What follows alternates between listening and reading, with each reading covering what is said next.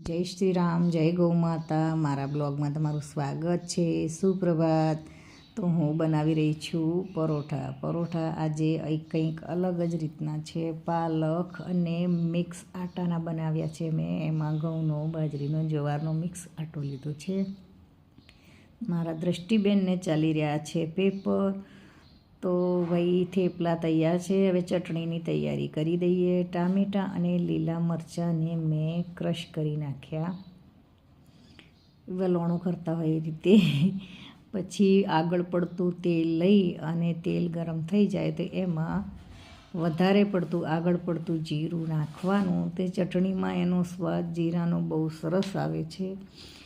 જીરું ચટકી જાય એના પછી એમાં નાખીશું ટામેટાં અને મરચાંને ક્રશ કરેલી પ્યોરી. તો એકદમ બારીક હોય એને કહેવાય ક્રશ કરેલા ટામેટાં.